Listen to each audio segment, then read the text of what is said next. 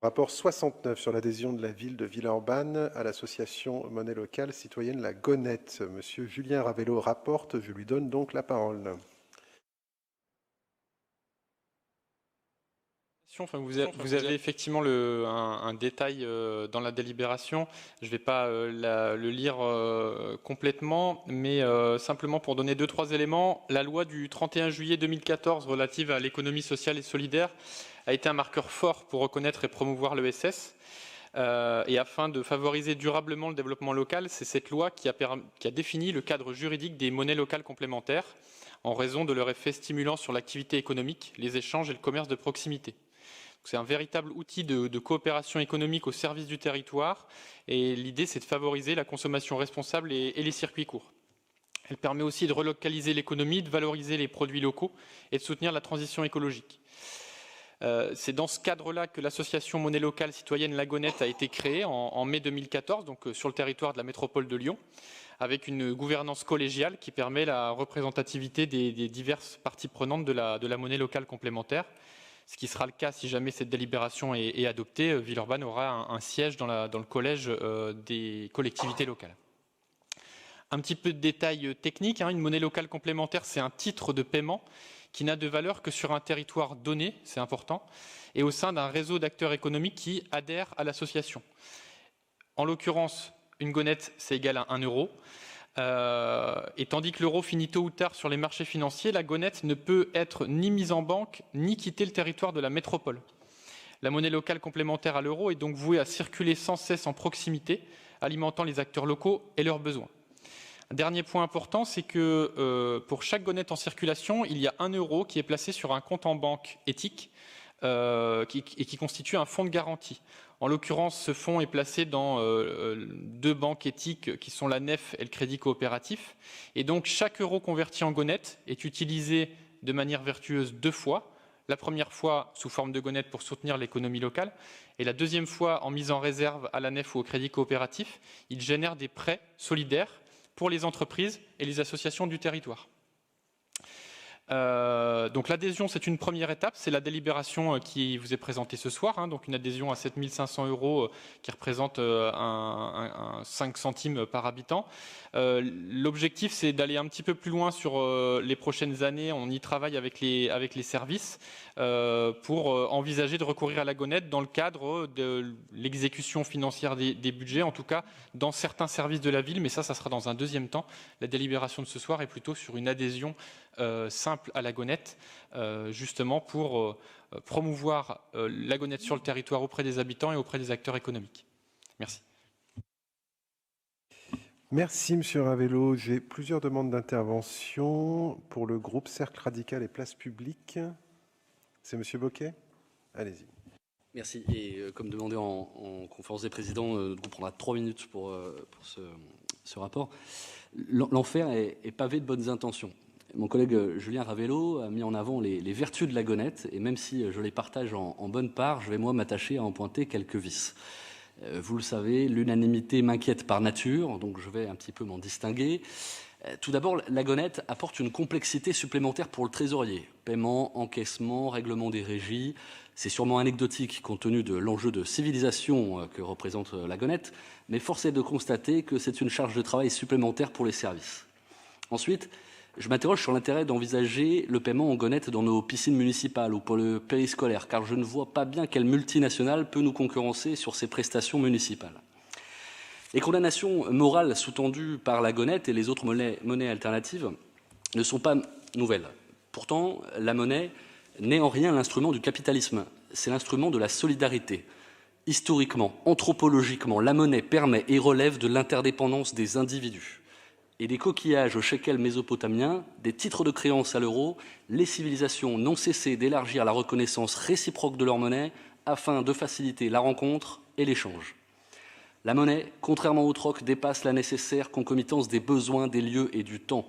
Par la monnaie, j'étends la solidarité à tous mes pairs, quelle que soit leur activité, leur localisation, mais aussi aux générations passées et aux générations futures.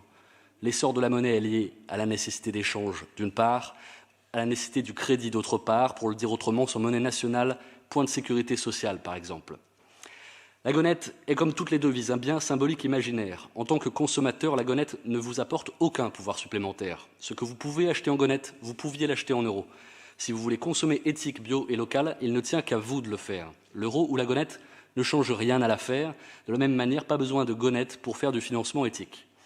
Mais ici repose un point qui mérite une attention particulière. En fait, la gonette, ce n'est pas tant une monnaie, c'est avant tout une banque. L'astuce comptable à échanger un euro contre une gonette permet la libre circulation d'une devise de consommation, tandis que l'équivalent sert à financer l'investissement.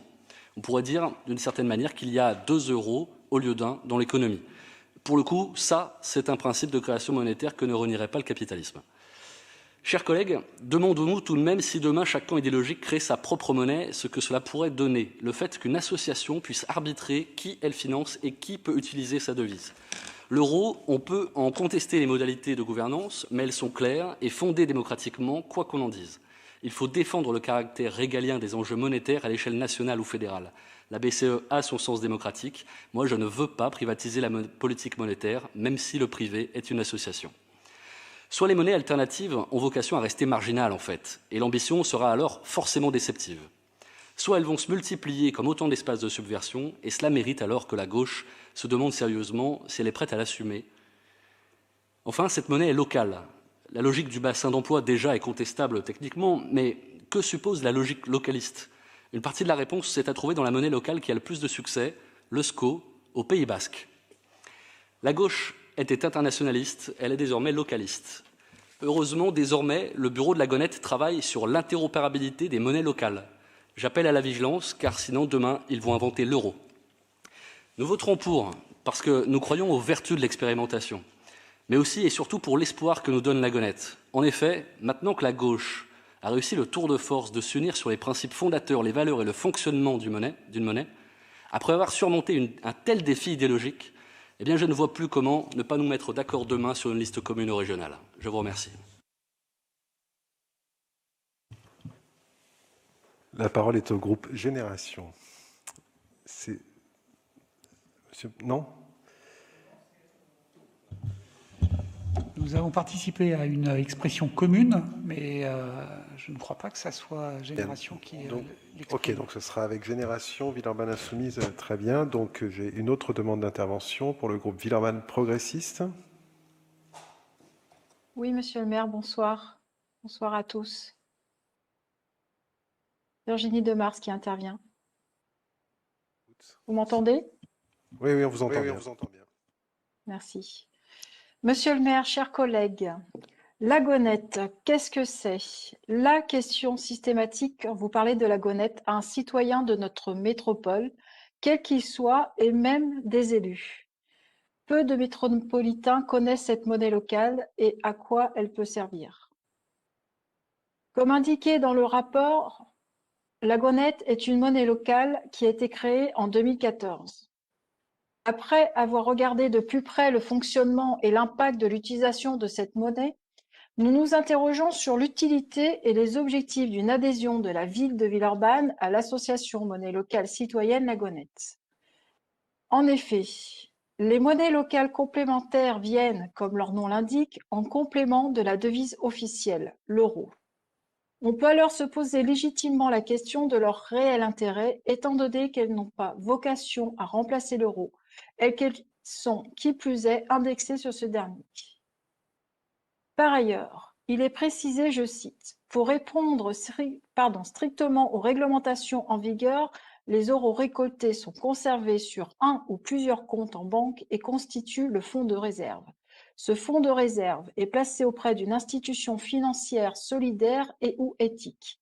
Il permet de garantir qu'à tout moment, l'ensemble des gonnettes en circulation soit reconvertible en euros. Il y reste donc, et c'est tout à fait normal, une institution financière derrière cette monnaie locale. On notera quand même une certaine hypocrisie sur le message anti-finance et anti-banque, quand bien même cette institution financière est une banque éthique, ce qui est une bonne chose. Également, il est dit, les partenaires participent au financement de la transition écologique et solidaire grâce aux changes effectués, affirmant concrètement leur soutien à une économie réelle, locale et vertueuse. Encore une fois, la gonette n'est qu'un intermédiaire. Si un partenaire veut financer la transition écologique et solidaire par le biais des placements dans des banques éthiques, il peut le faire directement. On peut supposer que les entreprises, exemple Veolia, et associations acceptant la gonette rémunéreront nécessairement leurs employés avec des euros. Une partie pourra être en gonette, mais on conçoit difficilement l'idée de payer son loyer, ses factures ou ses impôts locaux en gonette. Elles changeront donc leur gonette en euros. Cela se fait sans perte, à contrario d'autres monnaies locales comme l'EUSCO qui ont des changes avec retenue de 5%. C'est très certainement pour éviter de refroidir les ardeurs des partenaires et entreprises, mais cela signifie que la gonette n'est qu'un pur habillage de l'euro. Encore une fois, la lutte contre les marchés financiers est très marginale. C'est au mieux incohérent, au pire inutile. On sait que sur les 73 000 gonettes mises en circulation en 2019, 63 000 ont été reconverties par les professionnels. C'est donc seulement 10 000 nouvelles gonettes qui restent vraiment en circulation en 2019. Et ce, sur le territoire des zones d'emploi de Lyon et de Villefranche-sur-Saône, qui est bien plus large que la seule métropole de Lyon. On avouera que la promotion du commerce local est quand même très légère. La seule participation de la ville de Villeurbanne, qui met ici 7 500 € sur la table, pourrait très facilement financer d'autres projets. Nous comptons 1185 utilisateurs sur tout le territoire des zones d'emploi de Lyon et de Villefranche-sur-Saône. Cela réduit l'intérêt de la chose, de même pour les partenaires. 30 sur Villeurbanne, ça reste encore une fois très marginal. Quand nous analysons les différents partenaires villeurbanais, au-delà d'un choix relativement restreint, on a aussi le risque de réduire le pouvoir d'achat, voire d'évincer complètement les plus précaires de ce système. Et que faisons-nous avec les petits commerces de proximité dans ce système? Boulangerie, boucherie, petit bricolage, habillement, les forains de l'alimentation? Les commerces adhérents à la gonette sont actuellement si peu nombreux et loin d'être fréquentés par toute la population villeurbannaise. Madame Agnès Touvenot, en commission de l'économie et de l'administration générale, nous dit « C'est un pari et nous verrons dans quelle mesure cette adhésion enclenche cette dynamique territoriale. C'est effectivement un pari. C'est un projet idéologique et nous pensons que sur des sujets importants, nous devrions avoir des projets concrets et de ne pas se lancer dans des paris avec l'argent du contribuable. » Mais il est dit parallèlement, je cite, « Cela étant, aujourd'hui, on sent quand même une forme de maturité un peu plus importante sur la façon de dépenser son argent en circuit court ou sur l'économie de proximité. Nous ne pouvons que vous rejoindre. Nos citoyens sont capables de bon sens et de comprendre l'intérêt économique et social de consommer local et bien. Alors continuerons de les accompagner sur cette voie plus démocratique. » Également, la ville de Villeurbanne a la volonté de soutenir la solidarité économique et sociale et la résilience territoriale, notamment par le développement des circuits courts. Et c'est bien, nous ne pouvons qu'être d'accord avec ces objectifs. Mais cela ne passe pas forcément, selon nous, par le financement à hauteur de 7 500 € d'une monnaie locale. Nous ne remettons pas en cause ici les objectifs de meilleure consommation en circuit court, poursuivis par l'association qui sont tout à fait louables et auxquels nous adhérons par ailleurs. Nous restons simplement dubitatifs quant aux moyens d'atteindre ces objectifs par le biais d'une monnaie locale. Il existe d'autres façons plus efficaces de soutenir et d'accompagner les commerces locaux et d'inciter les acteurs de l'économie à produire et au mieux consommer, notamment en circuit court. Je terminerai mon intervention par le mot démocratie, ce qui nous paraît important. Pour les citoyens, cette démarche doit passer par la liberté de consommer local et de privilégier les circuits courts. Liberté de savoir bien dépenser leur argent économiquement et socialement. Œuvrons pour une pédagogie citoyenne avant d'instaurer une monnaie locale qui, aujourd'hui, exclut ceux qui n'adhèrent pas à l'idéologie de l'association. Merci pour votre attention. Merci. J'ai donc une intervention commune au groupe Villeurbanne Insoumise Ensemble, les écologistes et le groupe Génération. Et donc c'est Laurent Quicrez qui prend la parole. Chères habitantes, chers habitants, chers collègues, Bien, merci d'abord pour les présentations et les contributions. Notre intervention commune, associant les groupes Villeurbanne Insoumise Ensemble, Génération et les écologistes, sera brève. Et sans reprendre tous les arguments qui viennent d'être exposés, nous souhaitons souligner cet engagement pour notre ville connectée à sa zone de chalandise. Devant les crises qui s'annoncent, voilà une délibération qui applique l'adage « penser global, agir local ». Si la création monétaire, la fongibilité de la monnaie et le trading haute fréquence restent techniques et mystérieux et souvent loin de la solidarité, en revanche, le financement de l'économie réelle, nous concerne toutes et tous. L'assise de l'Union européenne sur la scène internationale est la face vertueuse de l'euro, mais sa face sombre est l'optimisation fiscale transfrontalière, les investissements écocides, la financiarisation de l'économie. Malgré nous, avec le contenu de nos comptes bancaires, nous finançons ces cercles vicieux qui détruisent nos emplois, abîment notre terre et contraignent l'action publique. En contraste, la gonette est un commun sous la forme d'une monnaie complémentaire à l'euro dans le cadre de la loi. Et son utilisation donne aux citoyens et citoyennes des super pouvoirs qui profitent deux fois au territoire. Le pouvoir d'ancrer ses dépenses sur le bassin de la métropole de Lyon-Villeurbanne et le pouvoir d'y financer des activités à haute valeur humaine et environnementale. En gros, une monnaie locale n'empêche rien, mais elle permet plus. Concrètement, notre adhésion collective à l'association La Gonette est un investissement symbolique au profit des nombreuses entreprises et commerces villeurbanais. C'est aussi une campagne de sensibilisation et de communication par l'exemple pour associer les habitantes et habitants aux vertus d'une économie à hauteur des femmes et des hommes de notre territoire. Unis autour de cette dynamique vertueuse, nous savons pouvoir compter sur la conviction et le volontarisme de notre majorité et de notre exécutif. Nous voterons donc cette délibération et nous vous remercions de votre attention. Merci. Monsieur Ravello, vous souhaitez ajouter un mot ? Très très rapidement, mais on va pas faire un débat sur la monnaie avec Jonathan Bocquet, donc je pense pas que voilà, je répondrai pas directement sur.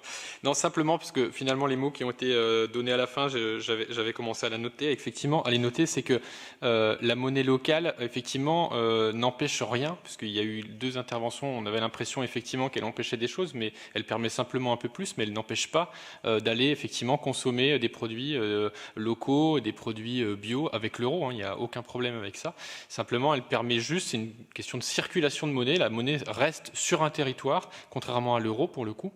Et les commerces villeurbanais qui utilisent, ils sont effectivement encore trop faibles, là-dessus on est d'accord, à utiliser la gonette, utilisent aussi la gonette, donc les clients qui viennent chez eux leur donnent des gonnettes qu'ils réutilisent eux-mêmes avec leurs fournisseurs. Donc à un moment c'est vraiment l'idée de la gonette, c'est que la monnaie circule. Le deuxième point, je l'ai dit tout à l'heure, mais c'est quand même super important, c'est le fait qu'il y a un deuxième effet vertueux, c'est le financement de prêts solidaires pour des acteurs locaux, et en l'occurrence on espère que les acteurs villeurbanais pour en profiter grâce à une gonette en circulation, 1 euro qui est dédié sur les prêts solidaires de Banque Éthique. Voilà, j'en dirai pas plus. Je ne sais pas si vous voulez effectivement compléter, monsieur le maire, mais... Non, je ne suis pas sûr de réconcilier ce soir les points de vue, ni sur la délibération précédente, ni sur celle-ci, et ce n'est pas dramatique. Il me semble que les propos ont été expliqués assez clairement sur l'ambition que nous avons. Il ne s'agit pas de généraliser cela, mais d'accompagner une démarche qui nous semble très intéressante à suivre sur une phase expérimentale, et on a été alerté par les uns ou par les autres sur les risques, et c'est bien normal, dans toute expérimentation, il y a aussi des risques que nous devons être capables de prendre. Et donc la délibération qui est proposé aux voix, le rapport 69, vous propose donc une adhésion de la ville de Villeurbanne à l'association Monnaie Locale La Gonette. Je mets ce rapport aux voix. Y a-t-il des abstentions? Donc, pour le groupe Villeurbanne progressiste. Y a-t-il des votes contre? Ce rapport est approuvé. Nous